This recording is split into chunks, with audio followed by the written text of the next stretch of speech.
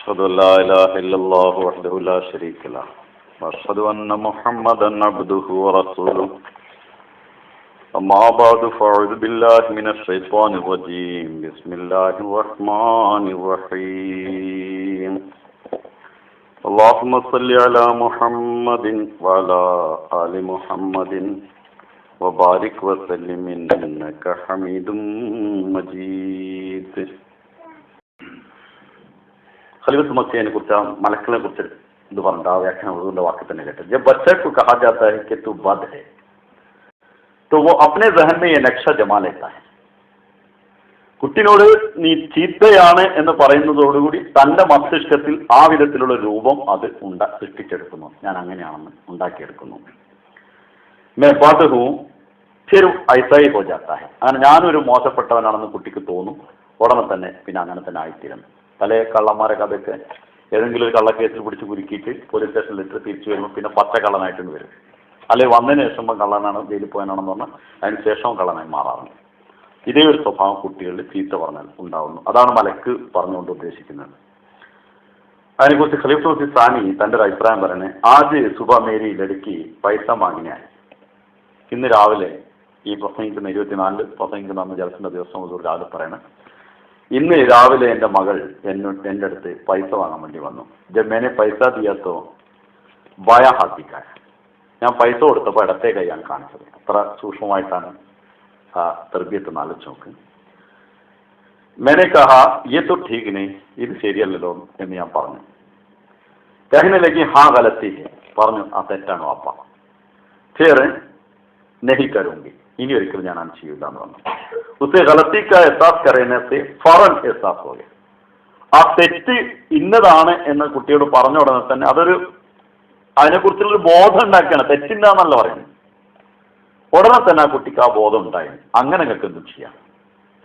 അല്ല എന്ത് ചെയ്താലും കുട്ടി ചീത്ത പറയണ്ട, ആജ് ചെയ്ത് നന്നായിക്കണ് എന്ന് പറഞ്ഞിട്ട് പരങ്ങനെ വേണിച്ചു കൊടുക്കണ പണിയെടുക്കണം എന്നല്ല പറയുന്നത്.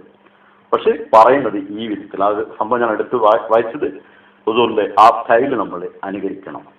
കുട്ടികളിൽ വാശി പിടിക്കുന്ന സ്വഭാവം ഒരിക്കലും ഉണ്ടാവാൻ പാടില്ല. ഏതെങ്കിലും വിധത്തിൽ വാശി പിടിക്കുന്ന ഒരു സംഗതി ചിലപ്പോൾ കുട്ടികൾ ചിലപ്പോൾ വാശി പിടിച്ചിട്ട് നിലത്ത് കിടന്ന് ഉരുണ്ട് കഴിയും. അല്ലെങ്കിൽ അതിന് ആപ്യത്തെ ബഹറോ എന്നാണ് ഉറുദുവില്. മലയാളത്തിൽ എന്തായാലും പറയാൻ എനിക്കറിയില്ല. സ്വന്തം നിയന്ത്രണം വിട്ടുകളിക്കല്. സ്വന്തം നിയന്ത്രണത്തിലാതെ കുട്ടി കട്ടന്ന് പ്രശ്നം. അങ്ങനെ ഏത് കുട്ടിയാവുന്നു ആ കുട്ടിയുടെ സ്വഭാവത്തെ നമ്മൾ വളരെ അപകടകരമായിട്ടാണ് കേടുവരുന്നത്. അതിനുള്ള സമയം കൊടുക്കുകയില്ല. കാര്യമായിട്ട് കുറച്ചേരം കരഞ്ഞിട്ടാണ് ശരിയാവുന്നതാണ് ചിലർ. അതിന് കണ്ടില്ല. നിലത്ത് കടന്ന് ഉരുണ്ട് കരയുക കാര്യമായിട്ട് കുറച്ച് കഴിഞ്ഞാൽ അപ്പോൾ ഇതിനൊക്കെ നമുക്ക് നോക്കാൻ പറ്റുമോ? അങ്ങനത്തെ അവസ്ഥയിലേക്ക് കുട്ടികളെ വിടരുത്. അതിന്റെ മുമ്പ് ആ വാശി പിടിച്ച സംഗതിയിൽ കുട്ടിനെ തിരിച്ച് മാറ്റണം. കുറച്ചൊക്കെ കഷ്ടപ്പെടേണ്ടി വരും, പ്രശ്നമൊന്നുമില്ല. പിന്നെന്തിനാണ് നമ്മൾ അപ്പോൾ വേറെ ആരെയില്ലേ പോലെ കഷ്ടപ്പാടില്ലെങ്കിൽ പിന്നെ കുട്ടികളെ വളർത്താൻ നമ്മളെ ഏൽപ്പിക്കില്ല, വേറെ ആരെയും ഏൽപ്പിക്കുമല്ലോ. കുട്ടികളെ 7 വയസ്സ് വരെ അഫ്പാലുമില്ല കുദ്ദാമുമില്ല ഒന്നുമില്ല. കുട്ടികളെ വാപ്പയും ഉമ്മയും തന്നെ നോക്കണം. അത് കഴിഞ്ഞിട്ട് തെൻസീമിനെ ഏൽപ്പിക്കാൻ പറ്റുള്ളൂ. അത് വാപ്പയും ഉമ്മയും നല്ല നിലക്ക് നോക്കിയിട്ടുണ്ടെങ്കിൽ തെൻസീമിന് ബുദ്ധിമുട്ടൊന്നുമില്ല. അല്ലെങ്കിൽ അവരടങ്ങാറാവും. കുദ്ദാമിനെ അഫ്പാലിനെ വെച്ച് അവർ കരുതിയാണ്. പറഞ്ഞു വന്നത് പിന്നെ കുട്ടികളുടെ ആ ഒരു വാശി ഉണ്ടാകുന്ന വിധത്തിൽ അവരെ വിട്ടുകൊടുക്കരുത്. ദുർവാശിയായിത്തീരുന്ന വിധത്തിൽ അവരൊരിക്കലും നമ്മൾ വിട്ടുകൊടുക്കരുത്. അതിനുള്ള സമയത്ത് നമ്മൾ ചെറുതാണെങ്കിൽ സ്വഭാവം മാറ്റാൻ വേണ്ടി വേറെ എന്തെങ്കിലും എടുത്തു കൊടുക്കുക, അവിടുന്ന് മാറ്റി വേറെ എന്തെങ്കിലും ചെയ്യുക. അതും കുട്ടികളാണ് പ്രശ്നം ഉണ്ടാവുക. അത് ശരി തന്നെയാണ്. ഇപ്പോൾ മസീം അലൈഹി സ്വലാത്തു വസ്സലാം ഖലീഫത്തുൽ സാനി ചെറുപ്പത്തിൽ എനിക്ക് എന്തോന്ന് വേണമെന്ന് പറഞ്ഞ കാര്യം എന്താണെന്ന് ഞാൻ ഓർക്കുന്നില്ല. അപ്പോൾ ഹുസൂർ എന്ത് എടുത്തിട്ട് മടിയിലെടുത്തിട്ട് പറഞ്ഞു, നോക്കും മോനെ ചന്ദ്രനെ നോക്കുന്നതാണ്, എനിക്ക് ചന്ദ്രന് പോണോ. പിന്നെ അതിനായി കരച്ചിരുന്നു. അപ്പോൾ ഹുസൂർ മസീമത് പറയാം, അവനെ വാശി കാരണം ഞാൻ വേറൊരു ഭാഗത്തേക്ക് തിരിക്കട്ടെ എന്ന് വിചാരിച്ച് അവൻ അതന്നെ വേറൊരു പരിപാടിയായിട്ട് കണ്ടുപിടിച്ച് ഞാൻ എന്താ ചെയ്യാന്ന് അള്ളാഹിനോട് ദുആ ചെയ്യാന്ന് പറഞ്ഞു. എന്നിട്ട് പിന്നെ ചന്ദ്രന് പോകാൻ പറഞ്ഞു. മസീമത് ചെയ്തെന്താ വെച്ചാൽ ഇങ്ങനെ നടക്കുമ്പോൾ ചന്ദ്രന് പോയിട്ടില്ലെങ്കിൽ ചന്ദ്രൻ നമ്മളൊപ്പം നടക്കുന്നതാണ്. എന്നിട്ട് ഇങ്ങനെ നടക്കുമ്പോൾ ചന്ദ്രൻ ഒപ്പം നടക്കുമല്ലോ. നമ്മളൊക്കെ ചെറുപ്പത്തിൽ ചെയ്യുന്നതാണ്. നമ്മൾ അവിടെ ചെന്ന് നോക്കുക, പിന്നാലുണ്ട്, കുറച്ചുകൂടി ഓടിച്ചിട്ട് അവിടെ നോക്കുക, പിന്നാലുണ്ട്. ഞാൻ ചെറുപ്പത്തിൽ നമ്മൾ ചെയ്തിരുന്നതാണ്. നമ്മളൊപ്പം വരികയാണ് സാധനം. എന്നിട്ട് പിന്നെ തർക്കണം, അല്ല എൻ്റെ ഒപ്പം വരുന്നു എൻ്റെ ഒപ്പം വരുന്നത്. കാരണം ഞാൻ നോക്കും എൻ്റെ ഒപ്പം വരുന്നു, അവൻ പറയുന്നു എൻ്റെ ഒപ്പം വരുന്നു. ഉണ്ടാവുന്ന പ്രശ്നം. അപ്പോൾ അത് സ്വാഭാവികമായിട്ടും കുട്ടികളെ കൽപ്പിക്കണം. ഒരുപാട് പ്രയാസങ്ങൾ അനുഭവിക്കേണ്ടി വരും. പക്ഷെ അതുകൊണ്ട് വലുപ്പത്തിൽ നമുക്ക് പ്രയാസം അനുഭവിക്കേണ്ടി വരില്ല. അല്ലെങ്കിൽ ഇതിനേക്കാണോ വലിയ പ്രയാസം അവൻ കുരുത്തം കെട്ട് വരുമ്പോൾ അനുഭവിക്കേണ്ടി വരും. അന്ന് നമുക്കൊന്നും ചെയ്യാണ്ടാവില്ല. അതാണ് ഖലീഫുസ്ഥാനി നേരത്തെ നമ്മെ പഠിപ്പിക്കുന്നത്. ഇനിയൊരു സംഗതി, ഇപ്പൊ ഇതുവരേക്ക് 17 പോയിന്റുകളായിട്ടുണ്ട്. ഒന്ന്, കളവ്, ജൂട്ട്, തക്കബുർ, അഹംഭാവം, തുർസൂയി, പിന്നെ കണ്ണ് കാണിക്കാന്ന് പറയുമ്പോൾ സാധാരണ കുട്ടികളെ പേടിപ്പിക്കുന്ന പോലെ അങ്ങനെ അത് കേട്ട് പറഞ്ഞിട്ട് ചില ആൾക്കാരുള്ളതാണ്. അത് കണ്ണ് കാണിക്കലെന്ന് തന്നെ സാധാരണ പറയാൻ പറ്റുള്ളൂ. പിന്നെ ഉള്ളതല്ലാത്ത വേറൊന്ന് കാട്ടിക്കൊടുക്കല്. അത്തരത്തിലുള്ള സ്വഭാവം കുട്ടികൾക്ക് ഉണ്ടാക്കരുത്. അതെങ്ങനെ നമ്മൾ ഉണ്ടാക്കാതിരിക്കുക? കുട്ടികൾ കാട്ടുന്നതിന് നമ്മളത് കാട്ടരുത്. അഹംഭാവം എന്ന് പറഞ്ഞതിന്റെ ഒരു ഡെഫിനിഷൻ മനസ്സിലാക്കണം. മറ്റുള്ള ഒരാളെക്കാൾ കൂടുതൽ എനിക്ക് ഇന്ന കഴിവുണ്ട്, അത് എനിക്കുണ്ട്, അവനല്ല എനിക്കുള്ളതെന്ന് വെളിപ്പെടുത്തണമെന്നല്ല, ഉള്ളിൽ വെച്ചാണ്. അത് മറ്റോട് പറയും പിടിക്കും വേണ്ട. പറയും പിടിക്കും ചെയ്യുമ്പോൾ വേറൊന്നായി മാറുന്നത്. അത് ഉള്ളിൽ വെച്ചാൽ അഹംഭാവമാണ്. ഇത് വെച്ചിട്ട് കുട്ടികളുടെ കൂടെ നടക്കുമ്പോൾ കുട്ടികൾക്ക് തന്നെ അതുണ്ടാവും. കാരണം കുട്ടികളെ മാനസികമായിട്ട് അത് ബാധിക്കും, അതുങ്ങളുടെ വ്യവസ്ഥാനം പ്രചരിക്കും, അതിൽ തന്നെ ഉണ്ടാവും. തുറച്ചു അത് കാണിക്ക തീരെ ചെയ്യരുത്. കാരണം നമ്മളങ്ങനെയാണ്, നമ്മളിങ്ങനെയാണ്. എല്ലാ ആൾക്കാർക്ക് കുടുംബം മഹിമയും മറ്റു കാര്യങ്ങളൊക്കെ പറയുമ്പോൾ വേറെ ദുനിയാവിൽ കുടുംബം തന്നെയല്ല ഉണ്ടാവും. പറഞ്ഞു കേട്ടാൽ ആ നാട്ടിൽ വേറൊരു കുടുംബമല്ല, ഇവരോ മാത്രം ഉണ്ടായിട്ട് ബാക്കിയൊക്കെ എങ്ങനെ ഉണ്ടായിപ്പോയതാണെന്നുള്ള തോന്നലുണ്ടാവും. അതെന്താ വെച്ചാൽ ഈ കുടുംബത്തിന്റെ മഹിമ അങ്ങനെയാണ് ഇങ്ങനെയാണ് മറ്റാണെന്ന് പറഞ്ഞു വരുന്നതാണ്. അള്ളാന്റെ അനുഗ്രഹമാണെന്ന് പറയുന്ന ആൾക്കാരുണ്ട്. അത് ഒരു നല്ല കാര്യമാണ്. കാരണം അവനാവട്ടെ എന്നുള്ള നിലയിൽ തോന്നുന്നത് അള്ളാന്റെ ഒരു സ്നേഹത്തിലാണ് പറഞ്ഞു പോകുന്നത്. അങ്ങനെ കുടുംബത്തിൽ ഇങ്ങനെ സുഖമുണ്ടെങ്കിൽ അത് വേറെ കാര്യം. അപ്പൊ ഇത് പറയുമ്പോൾ കുട്ടികളുടെ ഇടയിലും ആ അഹംഭാവം ഉണ്ടാവും. മറ്റൊരു സംഗതി തുർശ്രൂഴി എന്ന് പറഞ്ഞാൽ ഈ കണ്ണ് കാണിക്കൽ എന്ന് പറഞ്ഞാൽ കുട്ടികളെ വെറുതെ പേടിക്കും അതൊക്കെ പറഞ്ഞ് ചാടിക്കളിക്കലില്ല. ഇതൊന്നും കുട്ടികളോട് കാണിക്കരുത്. കുട്ടി അങ്ങനെ തന്നെ ആട്ടം. നമ്മൾ സ്ഥിരം കാണുന്നതാണ്. സ്ഥിരം ഇപ്പൊ എന്തെങ്കിലും കുട്ടികൾ വന്നിട്ട് മുമ്പിൽ ഒരു സിഗരറ്റ് എത്തും, അവൻ്റെ വാപ്പാടി കൊടുത്തല്ല വറപ്പാരോട് നിന്ന് കാണിച്ചു കൊടുക്കുന്ന വീട്ടിൽ കുടിച്ചെടുക്കും പോകുന്നില്ലല്ലോ. അല്ലെങ്കിൽ കുടുംബത്തിൽ ആരെയും കാണിച്ചു കൊടുക്കുന്നതായിരിക്കും. അത് ഇപ്പൊ ഞാൻ ചെറിയൊരു കാര്യം പറയാം. നമ്മളെ കരുനാഗപ്പള്ളി ഒരു കുട്ടിനോട് പള്ളിയിൽ വെച്ചുണ്ടാക്കരുത് പറഞ്ഞു. ആ കുട്ടി വെച്ചുണ്ടാക്കില്ല, പള്ളിയിൽ പോകുമ്പോൾ വെച്ചുണ്ടാക്കില്ല. അങ്ങനെ ഞാൻ യാദൃശ്ചികമായി അവിടെ പോവാണ്. കുറേ കാലം കഴിഞ്ഞ് അടുത്ത കാലത്താണ്. അങ്ങനെ തിരിച്ച് ഒരു വീട്ടിൽ ചെന്ന് ഭക്ഷണമൊക്കെ കഴിച്ചപ്പോൾ ഇവനെ കണ്ട്, കുട്ടിയെ കണ്ട് സലാം പറഞ്ഞു. അല്ല, പള്ളിയിൽ എന്തിനാ വെച്ചുണ്ടാക്കുന്നത് വെച്ചിട്ടുണ്ടോടെ ഒന്നറിയാം. അവിടെ നിന്ന് കുത്തുപോതിയത് പള്ളിയിൽ വെച്ചുണ്ടാക്കിയാൽ ഞാനല്ല. അവനോട് പള്ളിയിൽ വെച്ചുണ്ടാക്കിയത് പറഞ്ഞല്ലേ. അപ്പോൾ പള്ളിയിൽ വെച്ചുണ്ടാക്കുന്ന ആളാണ് ഞാനെന്നാണ് അവൻ വിചാരിച്ചത്. അപ്പോൾ കുട്ടികൾ എന്താ കാണിച്ചാൽ അങ്ങനെ തന്നെയാണ് അവർ വിചാരിക്കുക. പള്ളിയിൽ വെച്ചുണ്ടാക്കാൻ ഇയാൾക്ക് ഉണ്ടാക്കാൻ പാടില്ലല്ലോ. അവസാനം അവിടെ പറഞ്ഞ് എന്നോട് ഒച്ച ഉണ്ടാക്കാൻ പറഞ്ഞിട്ടാണ് ഉണ്ടാക്കിയത്, ഞാൻ ഉണ്ടാക്കിയതല്ല, ഇവരൊക്കെ പാടെ പറഞ്ഞ് എന്നോട് ഒച്ച ഉണ്ടാക്കാൻ. അങ്ങനെയാണ് എൻ്റെ എന്ന് വെച്ച്. ആ ശരിയാണ്, എന്നാണ്ടായി എന്നോട് പറയുമ്പോൾ ഇജ്ജ് ഉണ്ടായിക്കൊള്ളുണ്ട് പറഞ്ഞു. പിന്നെ പ്രശ്നമൊന്നുമില്ല, ഇപ്പോൾ വലിയളായി. അപ്പോൾ അത് അങ്ങനെ തന്നെ മനുഷ്യന് അത് കുട്ടികൾ അത് ഉണ്ടാവുന്ന സ്വഭാവമുണ്ട്. ചില കാര്യങ്ങൾ ചെയ്യുമ്പോഴേ കുട്ടികൾ പറയും അതെന്തിനാ ചെയ്തു വയ്ക്കും. ഞാനങ്ങനെ ചെയ്തിട്ടില്ല എന്ന് പറയും. കുട്ടിക്കാരെ നമ്മൾ ചെയ്താണ്. അപ്പോൾ കുട്ടിക്ക് കളവ് പറയൽ പഠിപ്പിച്ചു കൊടുക്കണം. അതിന് മുമ്പിൽ അത് മറച്ചു വെക്കേണ്ട ആവശ്യമില്ല. ഇങ്ങനെ തെറ്റു പറ്റിപ്പോയി എന്താ ചെയ്യുന്നത്, നീ വാച്ച് ചെയ്യും, കുറച്ച് നമുക്ക് പൊറുക്കട്ടെ എന്ന് പറയുകയാണെങ്കിൽ കുട്ടിക്ക് അതിനെക്കുറിച്ചുള്ള ഒരു ഒരു വികാരം അതിൻ്റെ ഉള്ളിലുണ്ടാവും.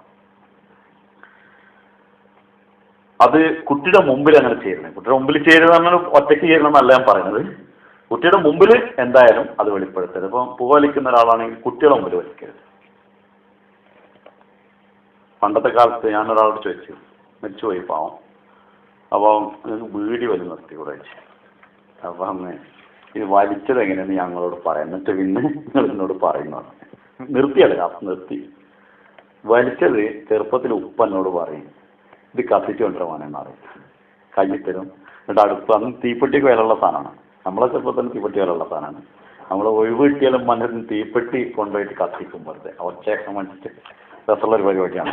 അപ്പോൾ തീപ്പെട്ടി നല്ല വിലയുള്ള സാധനം. അപ്പോൾ അതിനു വേണ്ടി അടുപ്പെന്നാണ് ഈ വീടി കത്തിക്കൽ. അപ്പോൾ അവിടെ പോയിട്ട് കത്തിച്ചിട്ട് കൊടുക്കാൻ വേണ്ടി കൊടുക്കും. അപ്പോൾ അങ്ങനെയാണ്. അപ്പോൾ ഒന്ന് വരുമ്പോൾ 2 എണ്ണം വലിച്ചു വെക്കും. അതിന് പിന്നെ ഒരു ദിവസം ഉപ്പാൻ്റെ 2 എണ്ണം എടുത്ത് വലിക്കണം എന്ന് തോന്നുന്നു.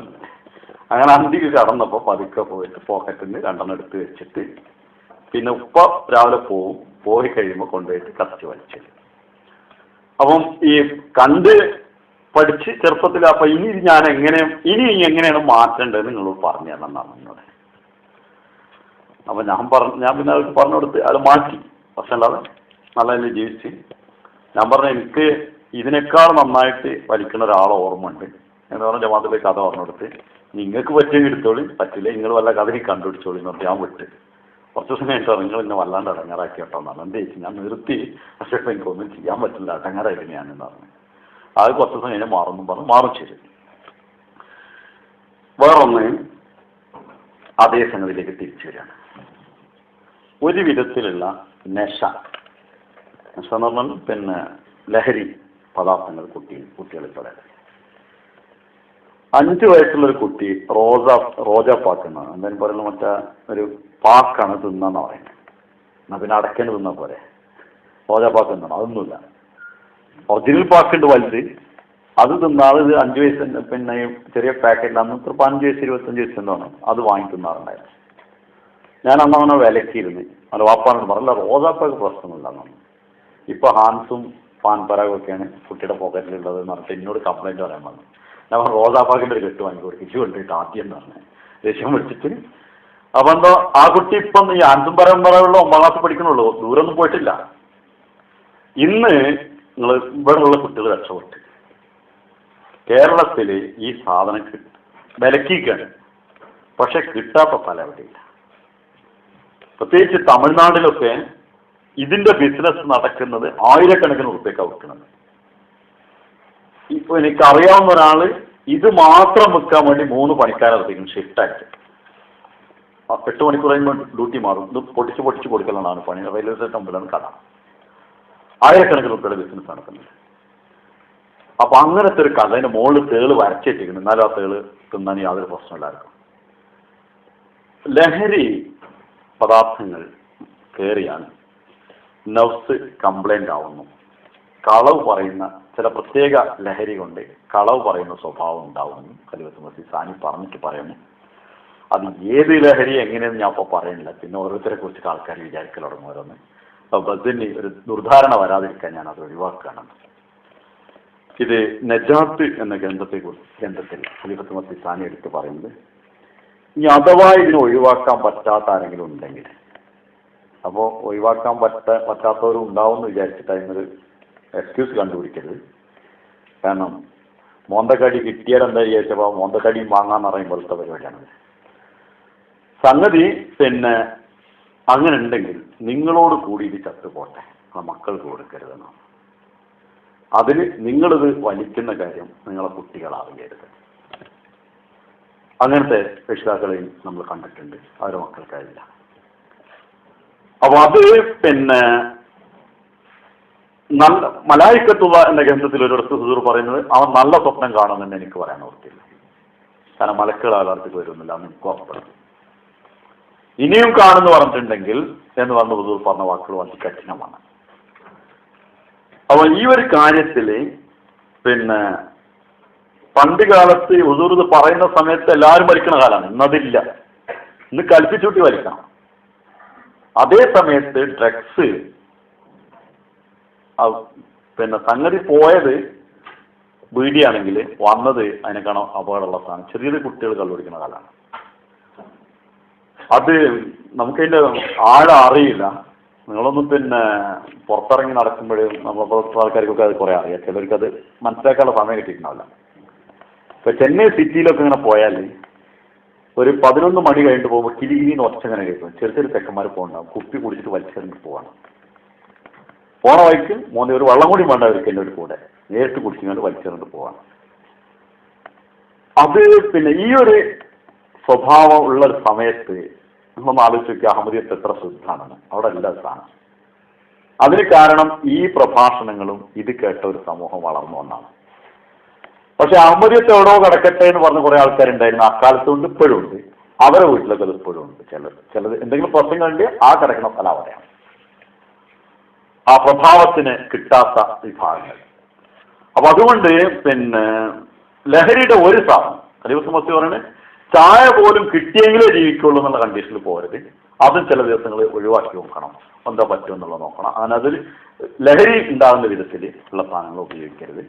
അതുകൊണ്ട് ചായ കുടിക്കണ്ടെന്ന് ഉദൂർ പറഞ്ഞല്ലോ. ഉദൂർ പറഞ്ഞു ഞാൻ നാസ്തയ്ക്കും ചായയാണ്, പക്ഷെ അതൊരു ലഹരി എന്ന നിലയിൽ എത്തരുതെന്ന് വിചാരിച്ച് കുറേ ദിവസങ്ങൾ ഞാൻ നിർത്തിക്കളയും. എൻ്റെ വീട്ടിൽ മച്ചുമോൻ്റെ കാലം മുതൽ നാസ്ത ചായയോട് കൂടെയാണുള്ളത്. ചായ നാസ്തിപ്പെടും ചായ, പക്ഷെ അത് മുറിച്ച് കളയും, കുറച്ച് ദിവസത്തേക്ക് കൽപ്പിച്ചൂട്ടി. അതില്ലാതെ എനിക്ക് ജീവിക്കാൻ പറ്റുമെന്ന് ഞാൻ നോക്കാറുണ്ട്. അപ്പം ലഹരിയുടെ അടുത്തതിൽ പാൻപരാകട്ടെ റോസപ്പാക്കാകട്ടെ ഇതൊക്കെ അങ്ങനെ ചെറിയ ചെറിയ കാര്യങ്ങളൊക്കെ കണ്ടുപിടിച്ചിട്ട് അതിൽ വലിയ കുഴപ്പമൊന്നുമില്ല അറിയാം. ഞാനൊക്കെ കണ്ടു ഒരു ഫ്ലൈറ്റ് കയറിയിട്ട്, അന്ന് എനിക്ക് മുമ്പ് ഫ്ലൈറ്റിൽ കയറിയിട്ടില്ല, ആദ്യമായിട്ട് കയറിയതാണ്. അപ്പം ബിയർ നോൺ ആൽക്കഹോളിക് എന്ന് പറഞ്ഞ് കൊടുക്കുന്നതാണ്. ഒരു ഇത് ചെറുപ്പം മുതലുള്ള എന്ത് സാധനങ്ങളിലും എന്താ ഉള്ളതെന്ന് തിരിച്ചറിയാൻ ഞാൻ തീർക്കുന്നിട്ടില്ല. പാലെന്ത് കൊണ്ടുവരാണ് അത് ഉണ്ടാക്കിയെന്നൊക്കെ നോക്കും. അല്ലെങ്കിൽ പിന്നെ അത്രയും ഉറപ്പുള്ള സ്ഥലത്തുനിന്ന് നമുക്ക് ആളും മറ്റൊന്നും തരില്ലെന്ന് ഉറപ്പുള്ള ഉറപ്പുന്നാണ് കഴിക്കും, ഭക്ഷണത്തിലാണ്. വായിച്ചു നോക്കുമ്പോൾ 5% ഉണ്ട്. അപ്പോൾ ഞാൻ തിരിച്ചു കൊടുത്ത്, ഞാൻ പറഞ്ഞാൽ എന്താ വെച്ചാൽ വേണ്ടെന്ന് പറഞ്ഞു. അതേസമയത്ത് പൊട്ടിക്കാതെ കഴിച്ചതാണെങ്കിൽ പെട്ടുപോയി. അപ്പോൾ നോൺ ആൽക്കഹോളിക് ബിയർ ഉണ്ട് എന്ന് പറഞ്ഞ് കഴിക്കണവരൊക്കെ ഉണ്ട്. അതിലെത്ര ഉണ്ട് എന്നുള്ളത് നിങ്ങളെന്നെ അന്വേഷിച്ചു കൊണ്ട് എനിക്ക് പിന്നെ അന്വേഷിക്കേണ്ട അവസരം. ഞാൻ ആ സാധനത്തിൻ്റെ പേര് കേട്ടാൽ തന്നെ പിന്നെ അതിലുണ്ടോ അല്ലെന്ന് സംശയിക്കാൻ പോകണ്ട എന്ന് വിചാരിച്ച ഒഴിവാലാണത്. അപ്പം അത്തരത്തിലുള്ള കാര്യങ്ങളിലൊക്കെ വളരെയധികം ശ്രദ്ധിച്ചിട്ടില്ലെങ്കിൽ കുട്ടികളിൽ ഉണ്ടാകാവുന്ന ദോഷങ്ങൾ എന്തൊക്കെ സ്വഭാവങ്ങളാണെന്ന് ശ്രീ തോമസ് സാനി പറഞ്ഞതോടെ ഒന്ന് എടുത്ത് പറയേണ്ടതുണ്ട്. ഏറ്റവും പ്രധാനപ്പെട്ട് കളവ് പറയും, ബുദ്ധിയിൽ ഭീരുത്വം ഉണ്ടാവും, പിന്നെ ഉമ്മ പെങ്ങന്മാരും കുടുംബ ബന്ധങ്ങളും തിരിച്ചറിയാത്ത സ്വഭാവം ഉണ്ടാവും. ഇത് ലഹരി കൊണ്ടുണ്ടാവുന്നതാണ്, അത് ശ്രദ്ധിക്കേണ്ടതാണ്. മറ്റൊന്ന്, കുട്ടികൾ ഒരിക്കലും ഒരു സ്ഥലത്ത് ഒഴിഞ്ഞിരുന്ന് കളിക്കാൻ അനുവദിക്കരുത്. ഒറ്റയ്ക്ക് കളിക്കുന്നുണ്ട് അതിനൊരിക്കലും അനുവദിക്കരുത്. അതുകൊണ്ട് പിന്നെ ഉണ്ടാകാവുന്ന ഏറ്റവും വലിയ പ്രശ്നം കുട്ടിക്ക് സമൂഹത്തിലൊന്നും വർക്ക് ചെയ്യാൻ കഴിയാതെ ഒറ്റപ്പെട്ട് ഒറ്റയ്ക്ക് ചെയ്യുന്ന സ്വഭാവം ഉണ്ടാവും. മറ്റൊന്ന്, പല വിധത്തിലുള്ള ചിന്താഗതികൾ, ദോഷമായിട്ടുള്ള ചിന്താഗതികൾ ഒറ്റയ്ക്കിരുന്നാൽ ഉണ്ടാവും, ശൈത്താൻ്റെ കൂടെ ഉണ്ടാവും. അതുകൊണ്ട് അതൊന്നും എപ്പോഴും കാത്തുരക്ഷിക്കണം. നഗ്നമായിട്ട് ഒരു കുട്ടി, റാബിന്റെ വാക്ക്, ഇന്ന് വെച്ച കുട്ടിയാണെങ്കിലും നഗ്നമായിട്ടിടരുത്. അതുകൊണ്ട് നിർലജ്ജമായിട്ടുള്ള പ്രവർത്തികളിലേക്ക് കുട്ടികൾ പോകാനുള്ള സാധ്യതയുണ്ട്. അപ്പോൾ സാധാരണ എപ്പോഴും മൂത്രമൊഴിക്കണമെന്നുണ്ട് ഹെഡ്ജിട്ട് കൊടുക്കുക, അതൊന്നും ഇപ്പോൾ നടക്കില്ല. എപ്പോഴും കഴുകേണ്ട പ്രശ്നം ഉണ്ടെന്ന്. പിന്നെ അങ്ങനെ ഓരോന്നാണ് ഒഴിവാക്കി പിന്നെ ഒന്നും വേണ്ടി വരില്ല.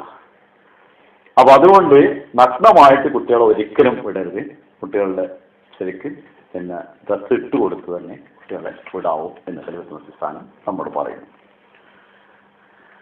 കുട്ടികൾ തങ്ങളുടെ തെറ്റുകൾ ചെയ്താൽ ഉടനെ അതിന് മാപ്പ് ചോദിക്കുന്ന ഒരു സ്വഭാവം, സോറി എന്ന് പറയുന്ന ഒരു സ്വഭാവം, അതവർ വളർത്തിയെടുക്കണം. അതെങ്ങനെ ഉണ്ടാക്കുകയെന്ന് വെച്ചാൽ ഹുസൂർ പറയുന്നു, കുട്ടികളുടെ തെറ്റുകൾ തെറ്റല്ല എന്ന് പറയുന്നത് മറച്ചു വെക്കുന്ന സ്വഭാവം ഉണ്ടായിരുന്നു. പലപ്പോഴും ജമാഅത്തിലെ ഏറ്റവും വലിയ പ്രശ്നങ്ങൾ അത്ഫാലിനോ നാസ്രാത്തിനോ മദ്രസയിലൊക്കെ ഉണ്ടാവുമ്പോഴും, ഞാൻ ഒരു സ്ഥലത്തിൽ മദ്രസയിൽ പഠിപ്പിക്കുമ്പോൾ ഒരു കുട്ടിനെ, ആ ഒറ്റ കുട്ടിനെ അടിച്ചിട്ടുള്ളൂ, ഒരു കുട്ടിനെ അടിക്കേണ്ടി വന്നു. അടിച്ച ഉടനെ അതിൻ്റെ വലിയപ്പ കയറി വന്നു, എന്തിനാ എൻ്റെ കുട്ടിനെ അടിച്ചെന്ന് ചോദിച്ചിട്ട്. അപ്പോൾ ഞാൻ പറഞ്ഞു, ആ പണി ചെയ്താൽ നിങ്ങളെ അടിക്കും, അപ്പോൾ അവിടുന്ന് പോകേണ്ടേ പോയിക്കൊന്നാണ്. അങ്ങനെ പറയേണ്ട ഒരു ഘട്ടമാണ്. അല്ലെങ്കിൽ എൻ്റെ കുട്ടികളെ മുമ്പിൽ നമ്മളെ ഒരിക്കൽ പോയാൽ പിന്നെ കുട്ടികൾക്ക് നമ്മൾക്ക് പിന്നെ ആ കുട്ടികളെ പഠിപ്പിച്ചിട്ട് കാര്യമില്ല. അതുകൊണ്ട് പറഞ്ഞു ഉടനെ വാതിൽ ഇറങ്ങിക്കോണം, അല്ലെ അടിൻ്റെ കിട്ടുന്നതാണ്. നിങ്ങളെന്താ പറയുന്നത്, എന്താ പറയുന്നത്, അല്ല ചെയ്യണം, എന്താണെന്ന് കാണാൻ ഇറങ്ങി അവിടെ നിന്നാണ്. അതിനുശേഷം പിന്നെ ആളെ വീട്ടിലേക്ക് ഞാൻ പോയി സൈക്കിളെടുത്ത് പോയിട്ട് ഈ സ്വഭാവം കാണിക്കരുത്, എനിക്ക് കാരണം തന്നെ എനിക്ക് അടിക്കണം പിടിക്കണമെന്നില്ല, പക്ഷെ നിങ്ങൾ അടിക്കേണ്ടി വന്നാൽ അടിക്കുമായിരുന്നു. പക്ഷെ ചെയ്യാൻ ഈ പ്രശ്നം വന്നത് ഇങ്ങനത്തെ ഒരു സാഹചര്യത്തിലാണ്. അയാൾ പോയി അമീറിനോട് കംപ്ലൈൻറ്റ് വെച്ച്, ഞാൻ പറഞ്ഞ അമീർ നിങ്ങളെ വന്നാൽ നിങ്ങൾക്കും കിട്ടുന്നതാണ്, ഇങ്ങനത്തെ കളി കളിക്കാൻ വന്നാൽ ചിലപ്പോൾ നിങ്ങൾക്കും കിട്ടും, അതുകൊണ്ട് സൂക്ഷിക്കണം എന്നാണ്. കാരണം കുട്ടികളുടെ തെറ്റുകളെ മറക്കാൻ വേണ്ടിയിട്ട് രക്ഷിതാക്കൾ ഒരിക്കലും ശ്രമിക്കും. അതിനെ മറച്ചു വെക്കുമ്പോൾ ആ തെറ്റിന് സോറി ചോദിക്കുന്ന ഒരു ക്ഷമാപണം ചെയ്യുന്ന സ്വഭാവം കുട്ടിന് പോകും. എൻ്റെ കുട്ടി തെറ്റ് ചെയ്താറുണ്ട് ഉടനെ തന്നെ അധികം ഉമ്മയുടെ വക്കാലത്തെടുക്കുക. അവിടെ നല്ലല്ല കുട്ടി അങ്ങനെ ചെയ്യില്ല, അത് ഇങ്ങനെയപ്പോൾ അങ്ങനെയാണ്, അങ്ങനെയപ്പോൾ ഇങ്ങനെയാണ്, അത് പറഞ്ഞു കൊടുക്കണം. ഇങ്ങനെ പ്രശ്നം എന്നതാണ്, അത് കുട്ടി ചെയ്യാൻ പാടില്ല എന്ന് കുട്ടിനെ പറഞ്ഞ് മനസ്സിലാക്കി കൊടുത്തിട്ട് അതിനോട് മാപ്പി വെപ്പിക്കുന്ന സ്വഭാവം ഉണ്ടാക്കേണ്ടതാണ്. മറ്റൊന്ന്, ആ സമയത്ത് ചെയ്യാവുന്ന ഒരു കാര്യം, അതിനോട് തെറ്റ് ചെയ്യുമ്പോൾ കുട്ടിയോട് സഹതാപം കാണിക്കണം. പക്ഷേ സഹതാപം കാണിക്കുന്നത് എങ്ങനെ, ഇത് നമുക്ക് വലിയൊരു കഷ്ടമാണ്, വലിയൊരു നഷ്ടമാണ് നിനക്ക് സംഭവിച്ചു പോയത്, അത് നിനക്ക് ഇത്രയും വലിയൊരു നഷ്ടം നിനക്ക് സംഭവിച്ചു പോയതിൽ എനിക്ക് സങ്കടമുണ്ട് എന്നുള്ള നിലയിൽ സഹതാപം കാണിക്കണം. അപ്പോൾ കുട്ടിക്കും തന്നെ കുറിച്ചുള്ള ഒരു നഷ്ടബോധം ഉണ്ടാവും എന്ന് സാനിഹുല്ലാഹു തആല പറയുന്നു. കണ്ടോ, ഈ തെറ്റ് ചെയ്തിട്ട് ഇത്ര നഷ്ടങ്ങൾ നമുക്ക് ഉണ്ടായി എന്ന് പഠിപ്പിക്കണം. പിന്നെ അടുത്ത് ആ തെറ്റിനെ കുറിച്ച് സംസാരിക്കുമ്പോൾ അതിന്റെ സ്റ്റൈൽ എങ്ങനെയായിരിക്കണം? ഇത് സംഭവിച്ചിട്ട് എൻ്റെ മാതാപിതാക്കൾക്ക് വളരെയധികം ദുഃഖം ഉണ്ടായിട്ടുണ്ട്, അവർക്ക് വളരെ സങ്കടം ഉണ്ടായിട്ടുണ്ട് എന്ന സ്റ്റൈലിലായിട്ടാണ് നമ്മളതിന് സംസാരിക്കുന്നത്. അല്ലാതെ ആ ജീവിതം ദേഷ്യം പിടിക്കല്ല. നമ്മളത് ശരിക്കും മനസ്സിലാക്കിയിട്ട് നമ്മളൊരു കരയുന്ന, ഒരു വിതുമ്പുന്ന സ്വഭാവത്തോടു കൂടി കുട്ടികളോട് കാര്യങ്ങൾ പറയുകയാണെങ്കിൽ സ്വാഭാവികമായി ആ കുട്ടിക്ക് സഹിക്കാൻ കഴിയാത്തൊരവസ്ഥ, എൻ്റെ ഉമ്മാക്ക് ഉപ്പക്ക് സഹിക്കാൻ കഴിയില്ലാന്ന് വിചാരിച്ചിട്ട് മാറി നിൽക്കും. മറ്റൊന്ന് ഖലീഫത്തുൽ മസീഹ് പറഞ്ഞത്, കുട്ടികളെ ശിക്ഷിക്കുകയാണെങ്കിൽ ഒറ്റയ്ക്ക് കൊണ്ടുപോയിട്ട് ശിക്ഷിക്കാം. വേറൊരാളെ മുമ്പിൽ വെച്ച് കുട്ടികളെ അടിക്കരുത്.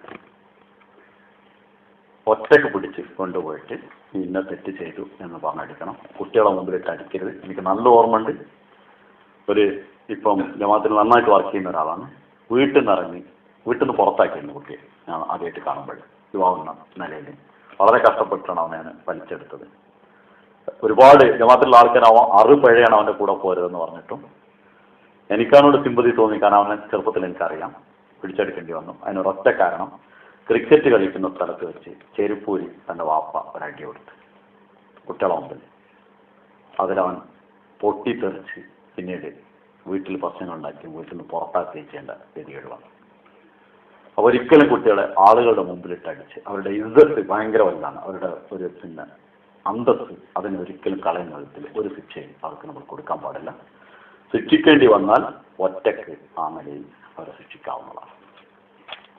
അതും അടി എന്ന് പറയുമ്പോൾ ഇനിയിപ്പോൾ കുട്ടികളെ അടിക്കാൻ ചെയ്തിട്ട് എടുക്കുമെന്ന് പേടിയുണ്ട്. കുട്ടികളെ അടിക്കാനുള്ള അധികാരമല്ല.